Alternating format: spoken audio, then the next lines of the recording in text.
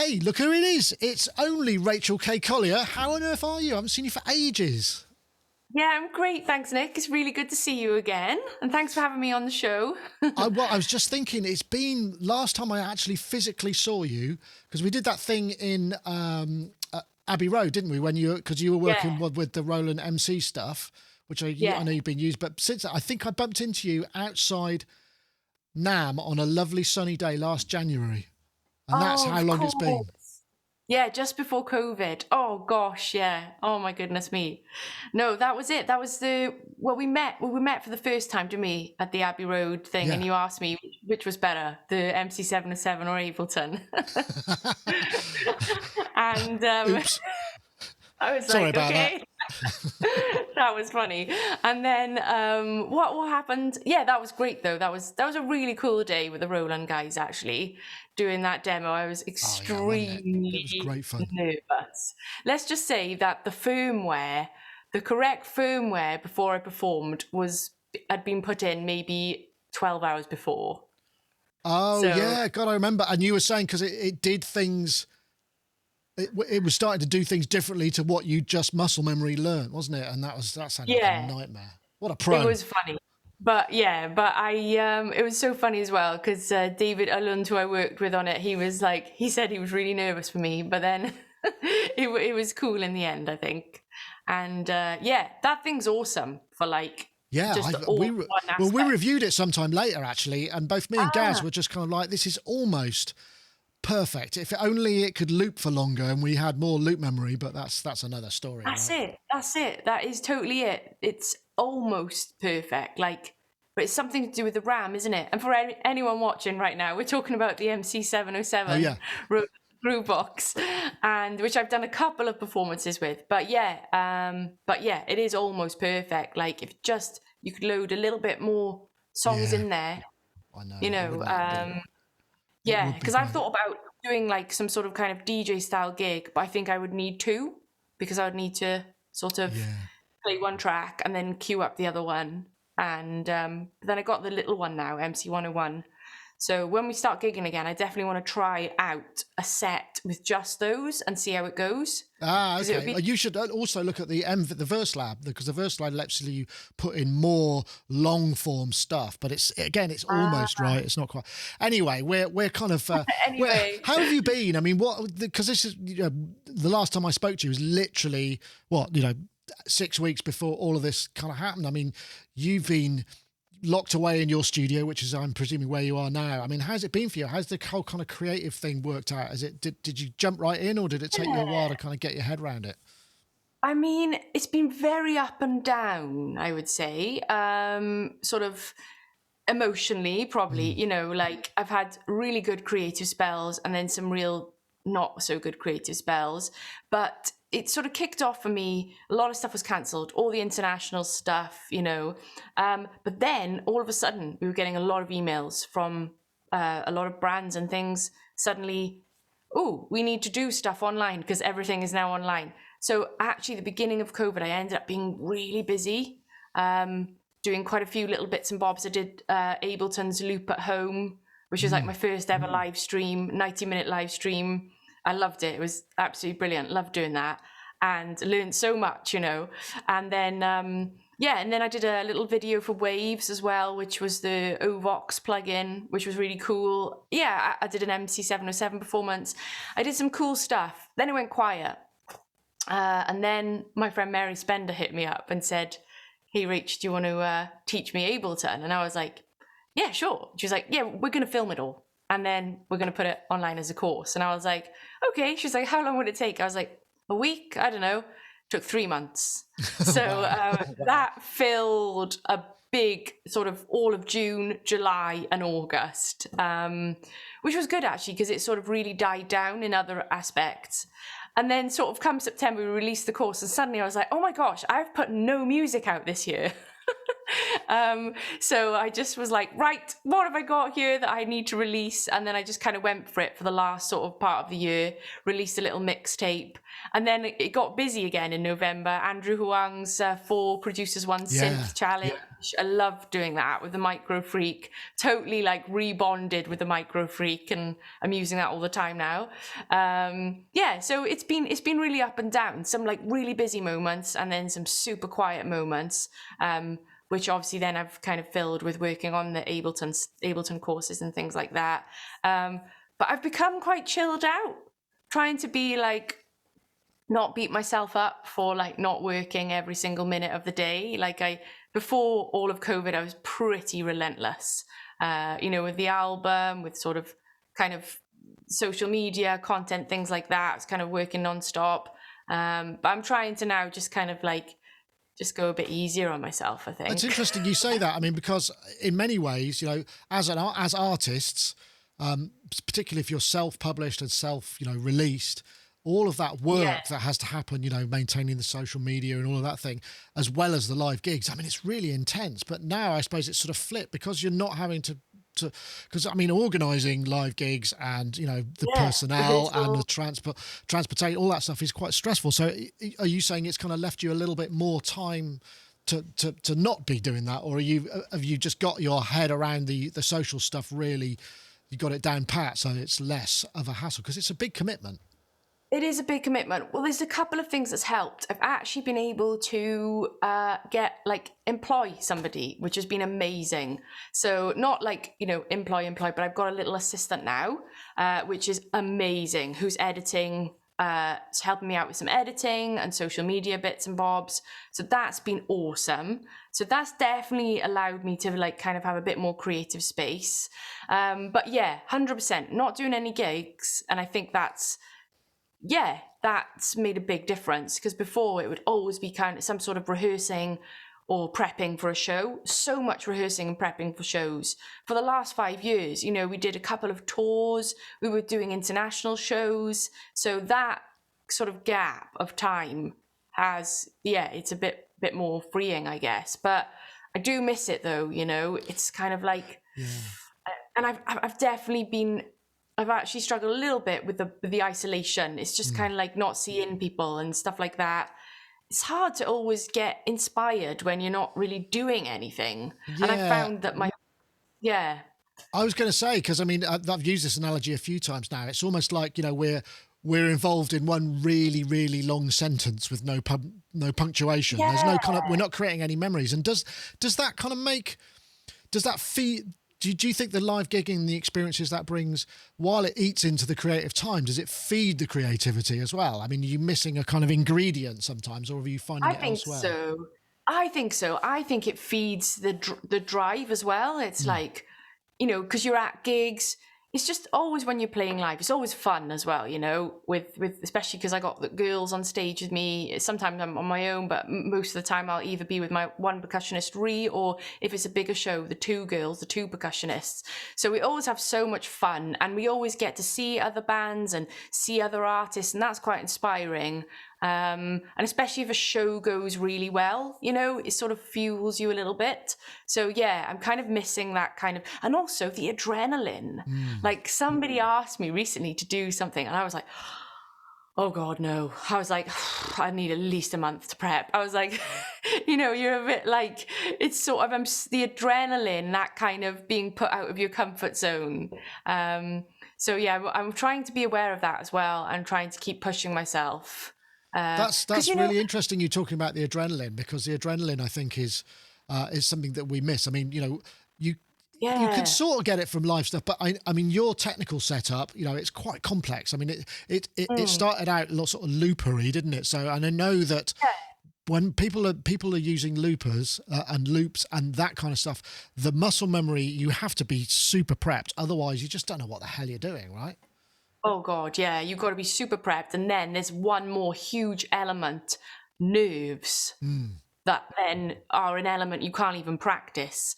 the only way you can practice that is by going out and doing it. So I'd probably be flipping really nervous to go out and do a live looping show again. But yeah, that adrenaline, and you're right, Nick, it's like this long sentence, and it's like, how can you keep things interesting, you know? It's like, I need to keep myself inspired, you know?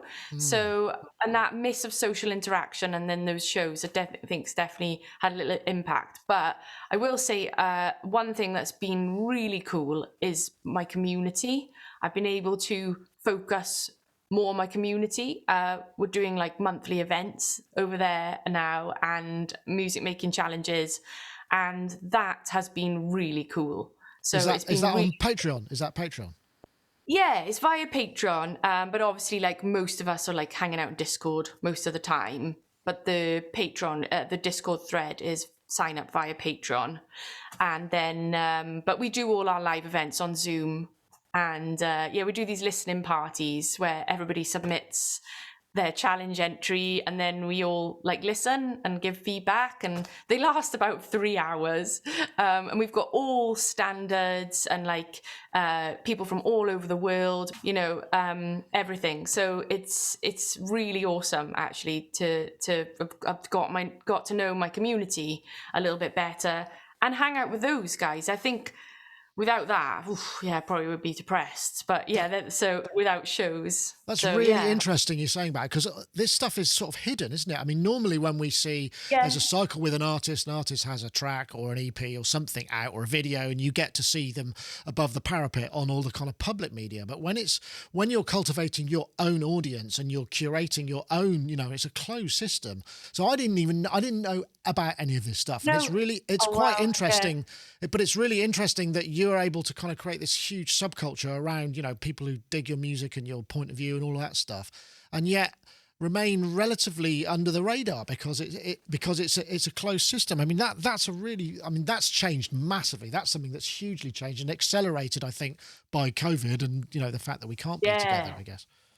100% accelerated by COVID. Like before, I never would have had like, you know, all these evenings free just to hang out on Zoom for 3 hours. But it's ended up becoming so fun that, and, you know, really great. I get to know my community. I get to know the people that support and, you know, basically mean that I can live day to day and produce and make tunes. So it's really cool. I'm definitely a big people person as well. I like to chat, probably too much. So I think that plays into it a little bit.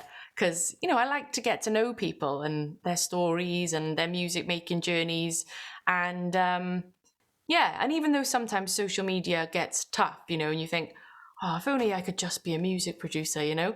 But actually, I don't know. I think I would miss the kind of interaction and stuff. I think what's fascinating about this, again, I mean, this is it's just really coming to me, because once you've brought people into the club, as it were, and they're into your Patreon or your Zoom meetings, it's not public discourse. People aren't going to go, oh, I don't like your shoes or whatever. Or if they do, there's going to be a whole load of your friends and people that like what you do going, oh, shut up, stop. Whereas because it's kind of private and ring fenced, it must make it so much more enjoyable. I mean, yeah. Well, yeah, I think so. Like a lot of my lovely patrons, we're called the Knob Twisters, self-named. I didn't name them that.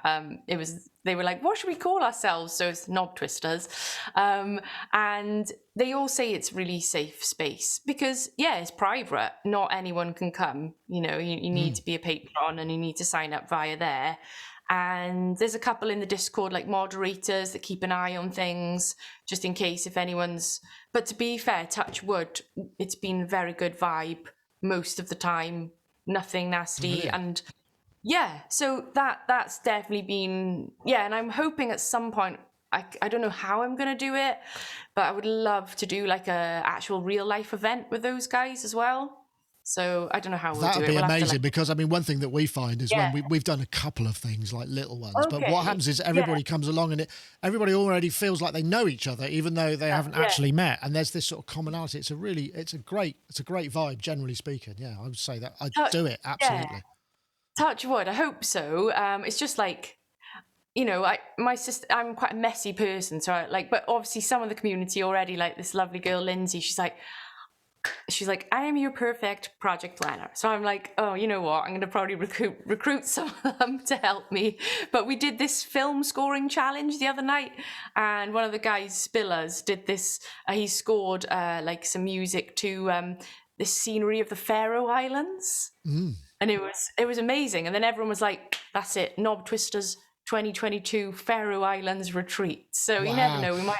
It would be like the KLF, couldn't it? You could do something like they did, just turn up and everybody wears kind of like outrageous costumes. That'd be awesome. So But you mentioned the Mary Spender thing. That remix that you did of the John I don't know, it was sort of untitled, I don't know, but I thought that was absolutely brilliant. I mean, I hope it's gone big. It's hard to know exactly where that sort of stuff ends up, but that was a fantastic process. I had a little bit of can I just play a little bit of that? I'm going to play it in I'm not sure go for it. You'll be able to hear it, but this is just a little bit her reaction. I love it when the beat the bass line comes in. Her face is fantastic. I don't know if you can hear this. I can imagine it. My God.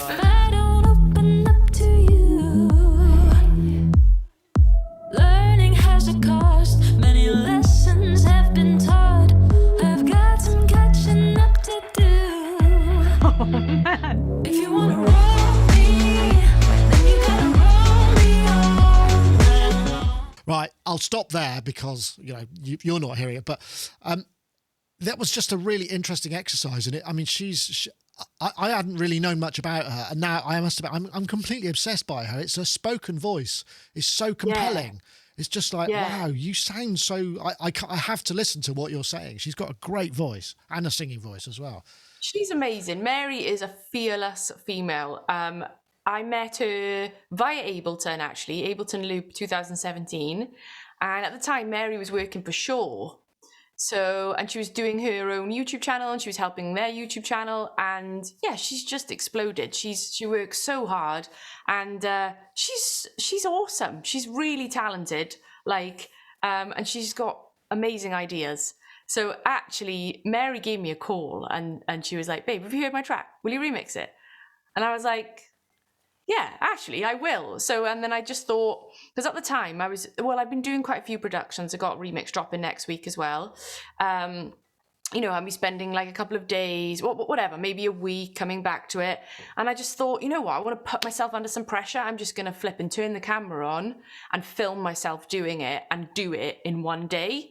Now, obviously I was up really flipping late. Till the middle of the night. I saw that. That was I was with you there, yeah. Yeah, you were with me, and there was quite a few sour moments where I was just like, "This sounds awful," and I did stop the cameras and have a bit of tea as well. But yeah, it was actually a really fun exercise doing that, because I honestly believe that with producing music, if you're in a flow and you just ride the flow, it's just so much more enjoyable than when you leave it a bit. And then you come back to it a week later, and it just becomes not fun when you sort of keep coming back to things. Whereas if you ride this flow, and I did it recently as well with my last, I did a song called Running Out of Daydreams in February, a live looping one with the Waves vocal bender. And I did this live looping performance, and I was like, I love this, I want to release it. But I had 24 hours to get it into distribution. So I just took the live looping performance, went in a little bit, switched it up, added different bass line in the second verse, things like that, tried to sort of enhance the production a bit. But again, I was under pressure, had to finish it, I had to deliver it. And for me, that just, I don't know what it is, it kind of works for me to just put myself under pressure to finish things and finish them faster.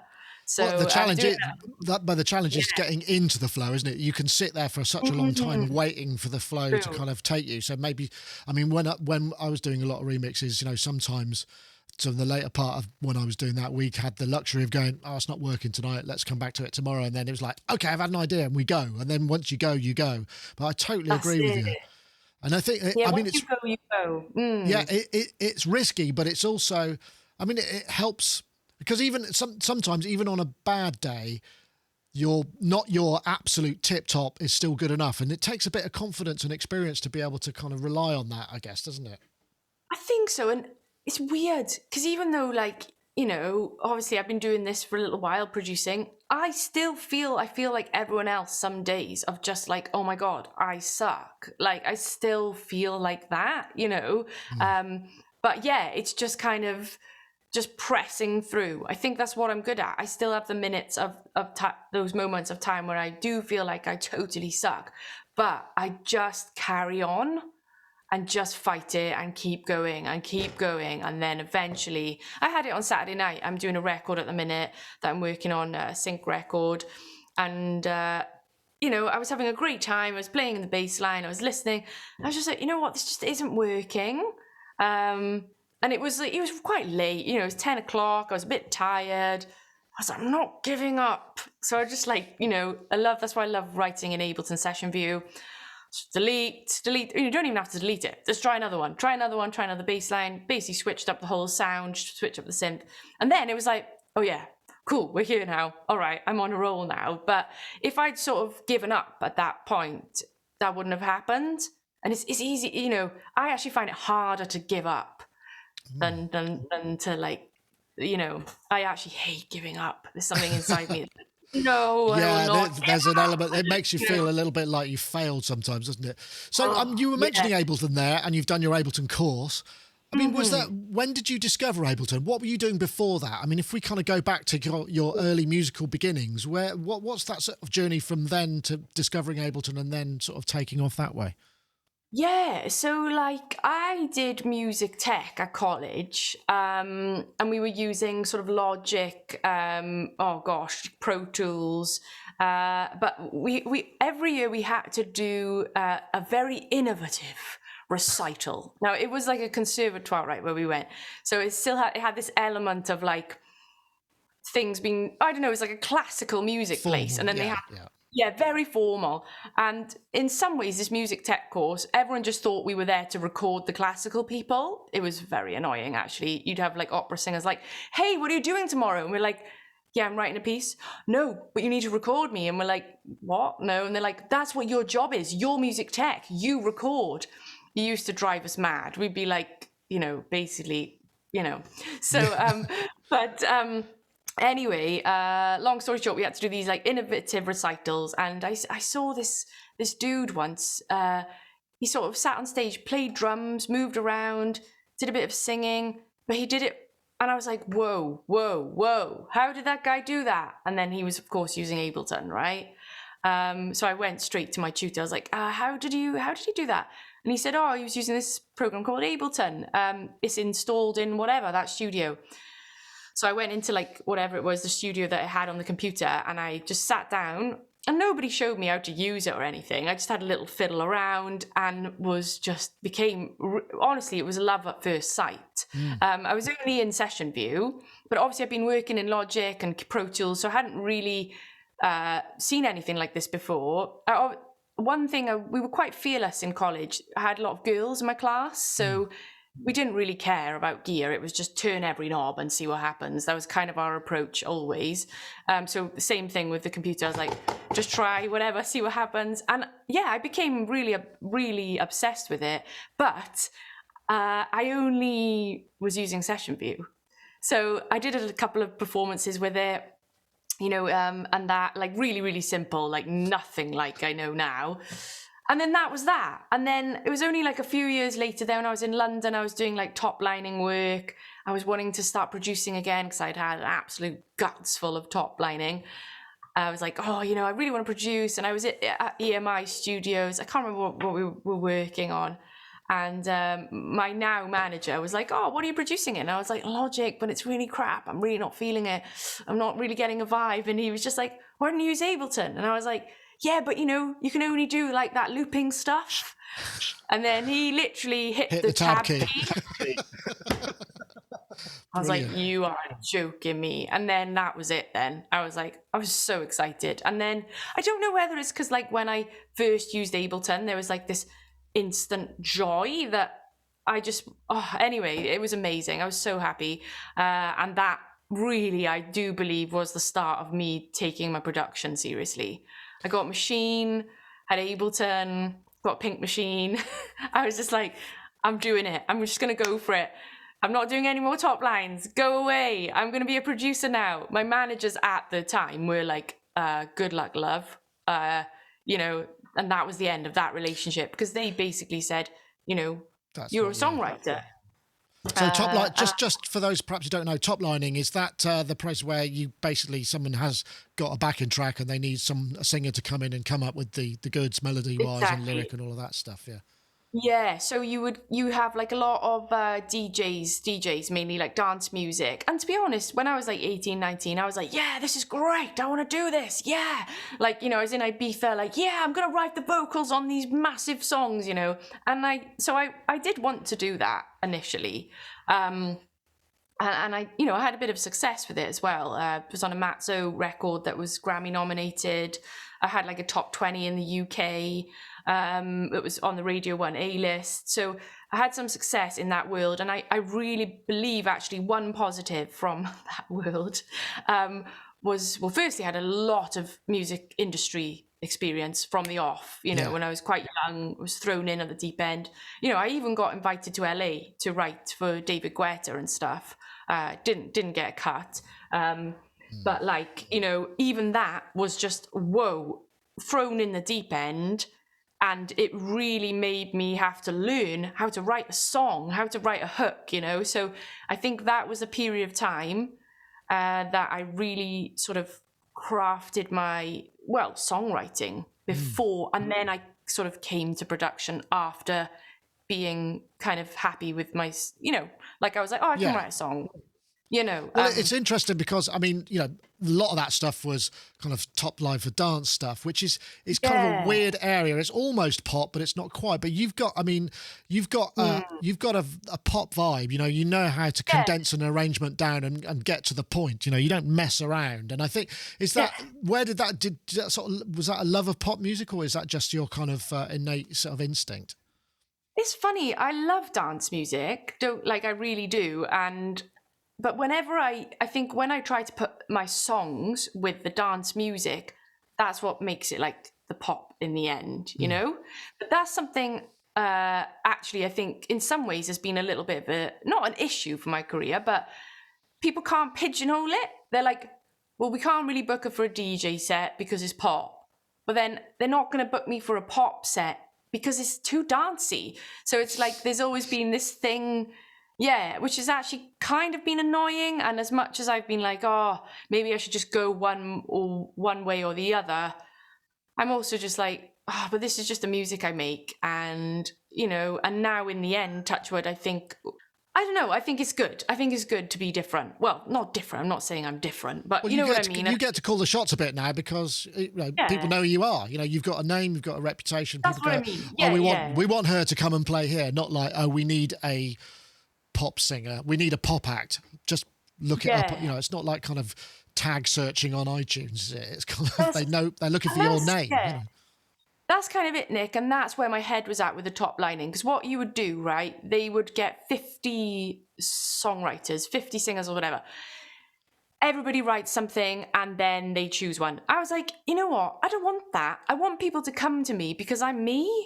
I want them to go, let's get Rachel because we like Rachel. You know, so that's kind of one of the choices I kind of subconsciously made. I was like, no, I'm not going to just follow the crowd here, actually. I'm going to try and make my own name for myself. I'm going to do my own productions. Yes, I'm crap right now. You know, I need to work on it, obviously. But then in the end, people will book me because of who I am, you know. So, yeah, it was a bitter pill as well, because I'd sort of come from, you know, quite successful, really, with some of the top line work. And I really was starting again, and there was a lot of not very nice points in that period as well. You know, the Dinosaur record I wrote, oh, who produced it? Who produced it? Oh, who produced that then? That sounds great. Oh, right. It's just like, if you want to annoy me and you want to ask me who produced one of my own records. And honestly, that just it makes my skin crawl. It's just like... It's funny, isn't it? Because, I mean, ultimately... You know, everybody self-produces these days. Why would you even need to ask that question? And that, you know, I was looking at the lyrics to that as well, and I was hoping that I didn't fall into that category because not at all. I'm of a certain age. But I mean, I think that culturally, you know, it feels like a really strong time for, I guess, I even hesitate to use the term. I mean, I guess gender equality within music production. I mean, it's still way skewed male side, but I mean, that's just because of the life of the thing. But I mean, you're doing such great work. I mean, you must be getting a lot of good energy into changing that situation. Oh, thanks, Nick. I hope so. And do you know what I mean? Dinosaur, right? When that song released, I'm glad you said that, because I've got to say, like, I have so many supportive males in my life. So many. Like, my community. Flipping, the ages are everything. From 20 years old up to, 60 probably. It's of men, and it's like, they're amazing. They like that you have this huge supportive male, and it's just this very small few, that the Dinosaur was about. But I do remember I did get a couple of comments of people saying, "Oh, I feel offended," but it was honestly about personal experiences, being in the studio and people saying, "Don't touch the mouse" and things like that.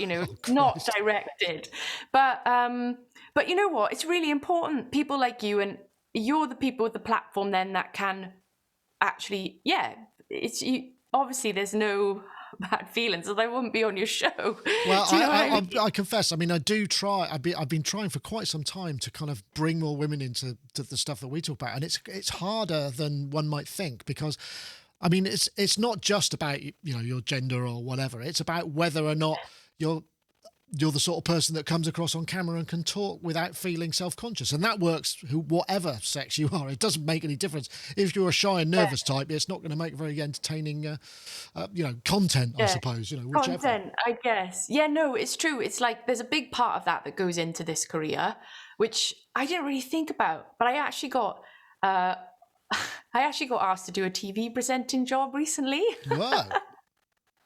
Which was really funny. I haven't heard back yet, but that sort of took me by surprise.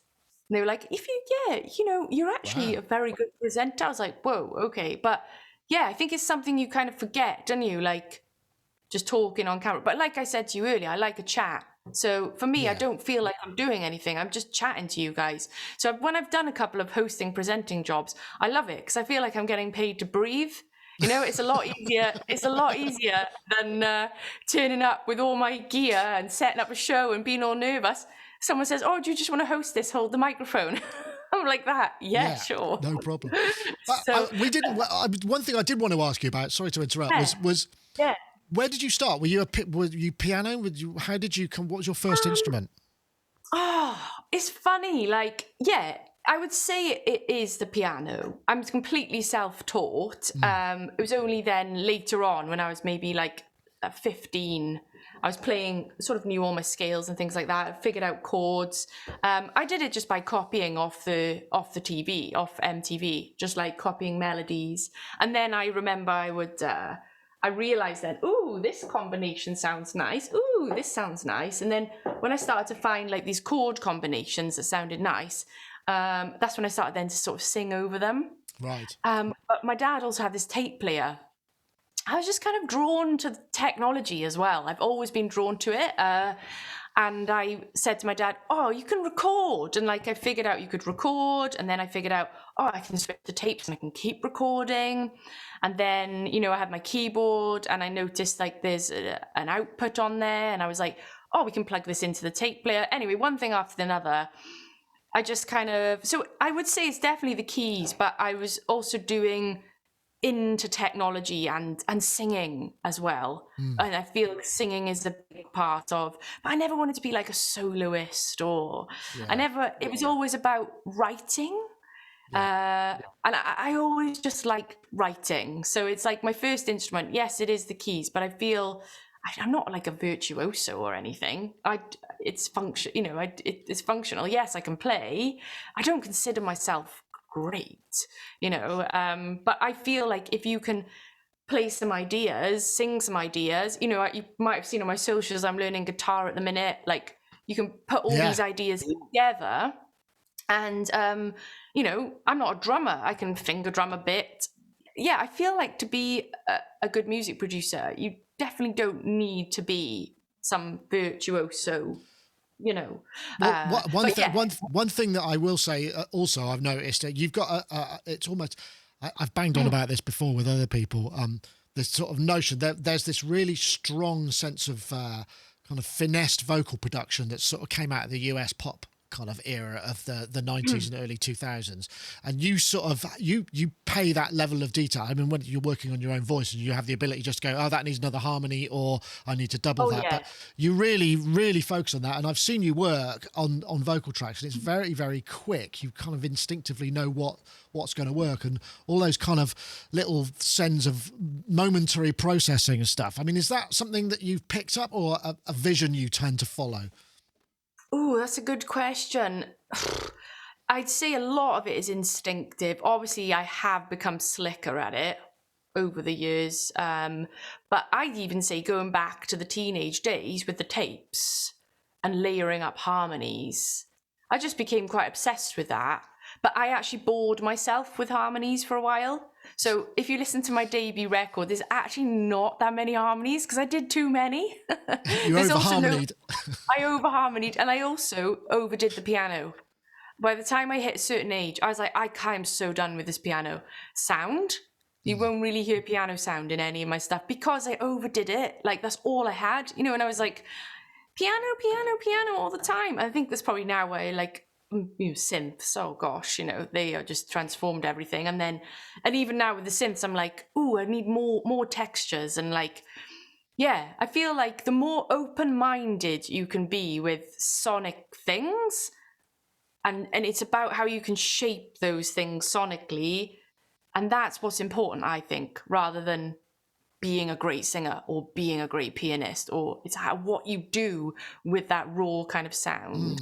Well, it seems like Ableton is really well set up to be able to kind of go, well, I like this, you know, this 3 notes of a chord on a synth, but what I now am going to do is process the hell out of it and turn it into something else. And it seems like Ableton is very much designed, you know, that workflow is very much encouraged and kind of catered for. Oh yeah, it's brilliant. Here in Ableton, you know, obviously you can.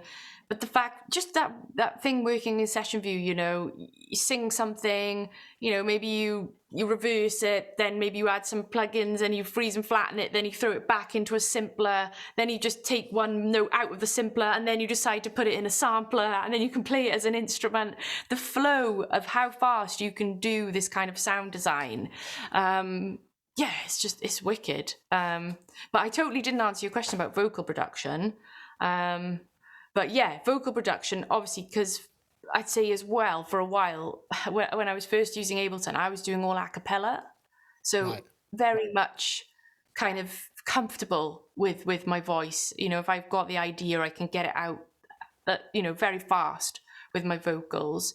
So yeah, I like playing around with vocal production as well. I like experimenting, different sounds. Like I recently produced a track for Anna Rakana. She's like quite a big YouTuber and an actress, musician. She did a collaboration with Fabletics, which is like a lifestyle brand.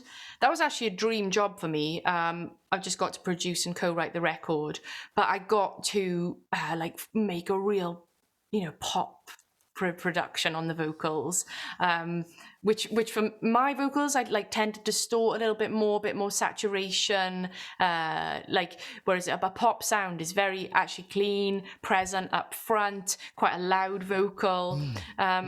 Yeah, I like playing with vocals, definitely. It's and interesting, not just isn't it? It is interesting as well, because I did an interview with Federica Vinvar, who's does a lot of production work in kind of high end pop in LA, and just the amount of space that a vocal takes up, and particularly now with the listening environment that we have, we're not all sitting at home with our kind of like, you know, hi-fis, you know, we listen to them on our phones and our crappy earbuds and, you know, rubbishy speakers. The other elements are sort of, you know, do you find that you're changing your arrangements to kind of reflect the listening device? You know, do you think, oh, that's too many things, or do you just follow your ears? I mean, I know your productions are quite full. You're not as minimal as maybe some of the real minimal ones, but you. No, I don't do that for listening devices. I think, no, I'm not going there. You know, if it feels good to me, that's what it's going to be. Right. Good. Do you know what I mean?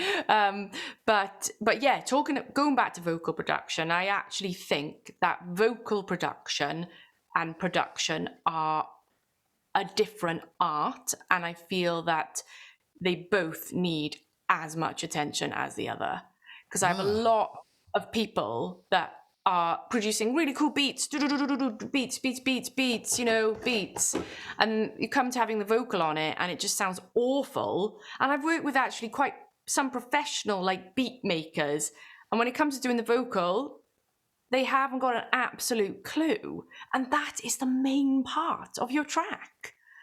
So well, perhaps not if you're the beat producer, you think that what you're doing is the main part, you know. But yeah, I suppose I could see what you mean. It's I see it over and over and over and over and over again. Like just really great beat makers, no clue or concept of vocals, and they get really stressed about it. And then you're like, you need to learn this. Like this is as important as making your beats if you want to put songs out. Yeah. You know, at the end of the day, if you're releasing a song, your vocal is the lead part. You know, why would you focus so much on just the instrumental, when the vocal is the bit that everybody sings and everyone remembers? It's like it gets forgotten, and it's just sort of like a given that you should just do that. I think also because we're so used to hearing a so immensely polished vocal, when some producers are, maybe inexperienced producers are presented with a singer and it's like, wow, this isn't as perfect as I was expecting a singer to be. They don't know what to do about it, you know, because there are tricks and nips and tucks and what have it. You almost Photoshop a voice a little bit in an audio sense to kind of give it that clarity and that extra brightness and all of those things anyway. So I suppose, yeah, if you don't know, you don't know. That's a really good analogy, Nick. I actually did something a couple of months ago, and it was exactly that situation. Sent dry stems. You need to re-record it. It's like, sorry? You need to re-record it. And I was like, what? And then I realized, I was like, have you tried processing it? No. So I like slapped some processing on, sent it. How's that? Oh yeah, much better. I'm just like, yeah. So it's. They didn't realise. You're right. Yeah. And wouldn't it be amazing if you could sing with reverb and delay as part of your actual voice? But yeah. Oh my goodness me. Yeah. It's like anyway. Anyway, I'm not going to go there, but like, that's another kind of reason why I just kind of wanted to really just focus on doing it all, the production, and not just doing the vocals. Again, I think I get bored. I got quite bored of just doing vocals for other people. And maybe that's another reason why I'm good at vocal production now, because I did do a lot of it for other DJs and things like that. And now I can actually put them into my own tracks. Yeah, I guess so. Do you ever consider doing instrumental stuff? I mean, is that ever anything that you've thought about, you know, and would your focus change? Would the level of detail you put into the vocal then sort of somehow turn in on the music, or, you know, have you thought about doing that? Maybe you do instrumental stuff already. I do quite a lot of instrumental stuff actually, and love it. Exactly. Yes, the attention then goes into the instrumental. My mixtape that I just dropped I think was 4 instrumentals and 2, but I've also done like quite a lot of stuff for sync work and done a lot of instrumentals for that. I also did a commission for Google, you know, their YouTube audio library. Nice, yeah. Yeah, so obviously anyone who's watching, if you're a filmmaker, whatever, there's 10 of my tracks on the YouTube audio library, which you can use for free, which was awesome. I loved doing that. It was just like 10 instrumentals, which was actually like really refreshing, because I tell you what, instrumentals are a lot easier to make than songs. Well, you don't I think anyway. Well, there's less soul bearing, I suppose, as well. You know, in many ways. So not so much angst, possibly. It's because what I think is easier is because half the production is you don't have to do, because half the production is the vocal. Right. So I can knock out an instrumental quite fast, really, because I don't have to do a huge vocal production. That's kind of how I see it. It's like if you're doing an instrumental, you're only doing half of it. So that's what I think. But don't get me wrong, love doing instrumentals. And I like, anyway. You've now connected up your second cam, the roving camera, which we could see here. So it'd be lovely to see some of your synths. Let's have a look around the studio. There we are. We've got my Prophet Rev 2, Roland System 8, all the little goodies. You've got custom knob caps. Custom knob caps, a little dusty MX1 down there. Got a few synths plugged into that. What have we got? Let's turn around. Here's all like my camera setup stuff. DSLR, Microfreak. Great Loving little that. synth, isn't it? That. Oh, it's brilliant. It is brilliant. Like, that's the one now when people are like, oh, I want to get a little synth. Which one should I get? Get a Microfreak. Really good value for money, and it makes great sounds. OP1. You probably. Oh, you know you're a fan of that, yeah. Oh, bloody love that thing. Yeah, OP1. Oh, I think we've lost a connection. Oh, there we go. Yep. Yeah, Was that Reface? Reface DX, yeah. And we got the CS over there as well. Mini log. My little Telecaster over there. What else we got? My bass guitar. Got this hi-hat over there as well. Really good hi-hat, that is. It's like some dark hi-hat thing. Record that all the time. Oh, interesting. Yeah, it's really good, especially if I'm doing like a swung groove or something like that. I want to get some like crispy kind of organic stuff into it. Got my percussion basket with a sock hanging out of it. Hang on. Really? Like, why? Like, I don't know. OPZ, but yeah, it's a little bit of a mess actually in here today. It's obviously creative space in use. So is this is this actually your entire, have you got this is a dedicated studio that you've got? Because I remember when we met at Abbey Road, when we went out for that pizza, you were saying you were building your studio back in Wales because you were, that's what's happened, presumably? Well, actually, no, we're moving to that studio on the 16th of May. Oh. So at the minute, that is just a plastered room with some LED strips. I think it's been painted now, actually. The floor's not down. But this is a really lovely, it was a flower workshop.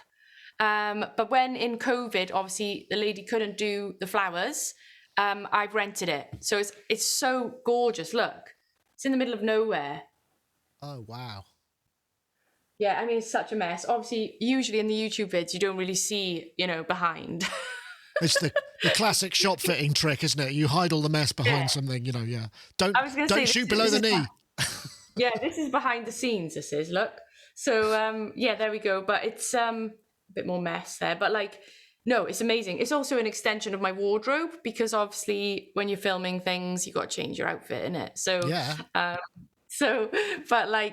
So this is like the flower workshop. So usually there's lovely ladies in here making flowers, but it's now turned into.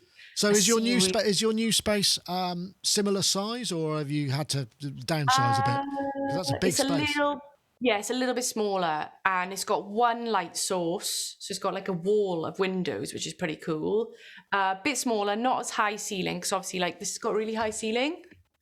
It's got these windows up here as well. I mean, it's lovely. The daylight's really been so inspiring. Like, it's really made me actually change my mind completely of how I wanted my studio. Because I was going to have a dark studio, like no daylight. But then I was like, oh, you know what? No chance. I'm going to have daylight, actually. So it's it's a bit smaller than this. It's a slightly different shape. This is more rectangle. The new studio is a square. Right. Okay. So, but no, I'm really excited. The only thing I'm a bit worried about is the storage because I've got a lot of boxes and stuff. And well, you're going to have to declutter, aren't you? There's just no other. Yeah. Yeah. So I'm a bit worried about that. Here's my face as well. See that? It's messy down here. All right. Okay. So you're using UA stuff. Yeah. UA, and I got D-Box down there, and I've also got under here satellite for more UA. Hard drives, all the boring stuff, little MIDI controllers, push 2. But yeah, it's actually pretty bad, Nick. I'm going to get a patch bay. That's the first thing I'm going to buy. Oh, wow. Now you're getting serious. Oh, I've got to. It's getting a nightmare. Like, I'm using the MX1. I've got, loads of synths going into there. And then using that, for a stereo pair in, which is quite cool. But, got my 2 inputs on the front of the Apollo here. And I'm swapping them way too many. Way too much. It's ridiculous. You'll wear them so out, I'm going to get myself a nice patch bay. Because all my synths, and then I've got in a big box over there, you can't see it, I bought a 5-tier synth stand.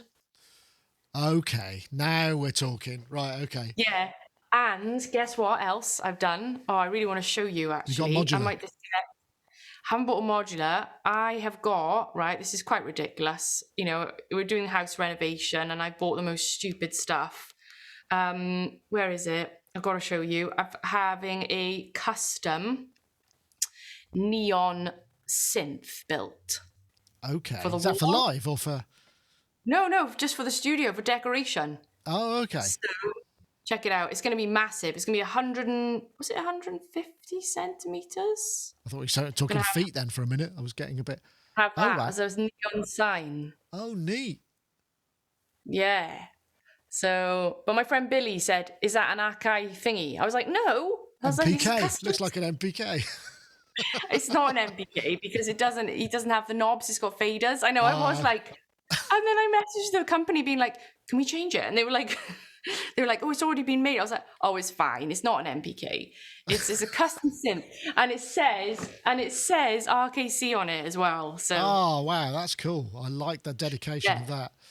So we could talk for such a long time. I'm really enjoying this, but I suppose we will have to think about wrapping up at some point in the future. I know you've got a busy day because when I was setting this up, you kind of try and do all your interview stuff in one go, so it doesn't break up the day. But what is next for you? What's coming up? What are your hope? I mean, hopefully you'll be able to do some live stuff. I mean, maybe if we're lucky, I don't know. What's coming? Yeah, so I've got a remix coming out next week. It's really cool actually. It's a song from Bridgerton, a Netflix series. It's the only song in it with lyrics. So and I got sent it and I really liked it. So I was like, oh yeah, I think I can do something with this. I got a good old remix dropping next week. Got a competition next week as well. I've done a collab with Antares. Those guys I've been chatting to Cord. They're really developing a nice little relationship with those guys actually. So I've got a video dropping next week as well. And we've just had the funniest request actually. I don't think I can really say what it is, but involves going to Germany next week. So I don't really know about the COVID restrictions. So I've just got my manager now to kind of figure out what's going on, but it's with a pretty cool brand though, so not music brand either. So we'll see if that comes out. But yeah, what's next? Moving, gonna go into my new studio, and then I'm actually I've got a new YouTube series I'm planning as well with Billy, my assistant, and we've got some good. Yeah, it should be a fun series which will be involving other musicians as well. Really like it to kind of use the platform as well to showcase sort of other musicians up and coming. So I've got we're planning a little series, so that should be cool. But yeah, and then playing live, that would be great if we could start playing live again soon. But I'm just kind of chilling, just taking it day by day and seeing whatever comes my way. I'm working on a little cover as well at the moment, which is really fun. It's actually something in the charts, which I never do, but there's this song, it's a male rapper. So I was like, I'm going to do an RKC version of this. And I don't know if I'm going to do it yet, Nick, but I might even play guitar live in it. But I don't know, I'm still pretty bad, so I'm not sure. Well, that's all of so plenty of stuff. I mean, I guess that's the thing about this, and I find sometimes it's not always easy to come up with new ideas and new things that kind of keep you kind of interested in going. But it sounds like you really are following your instincts and just having a lot of fun. So that's great. So it's definitely what you said. How do you keep yourself? For me, I've always led my career by what I feel is good. I don't really do a lot of sponsored videos or anything like that. Of course we get a lot of people that get in touch, but I just can't do anything that doesn't feel fun for me. So my career is led by that, Instinct. Yeah, and I think touch wood, it helps, and because people say, it's cool, you're genuine and that. But yeah, because I don't know. So the focus for me is what music projects make me feel excited. And that's kind of where I kind of follow that road, if that makes sense. I definitely burnt out a little bit from self-releasing a little bit. I'm sort of coming back round to it now. That was quite hard, actually, like doing that relentlessly. It's so hard. It's so hard to measure success and know, is this okay? I mean, what do you do? Is it Instagram likes? I mean, how does it translate to, ultimately as musicians, we're trying to make a living. How does it translate? It's so difficult to know, isn't it? It is really hard. And so I try to say now I actually mentally practice this, like my success. What I feel is successful is a day when I can wake up and come and play in the studio. That's success at the end of the day, isn't it? Because it's like I get to do something that I love and makes me happy. I think that's how we should measure success. If we measure it on external factors that we cannot control, we're just never going to be happy. And like, this is something I've like had to work on as well. Like I said, I got a bit burnt out from the record, from doing all of that stuff. And then, when I just come back to music, it's never music that makes me feel crap. It's usually like the external stuff that I can't control, So I try to say this to my community as well. I'm like, when I see focus on numbers, like, I really try not to focus on numbers. Like, it's just, yes, it's lovely when you grow following, of course, it brings you more opportunities. You're in the visible eye of more people. Of course, that's great.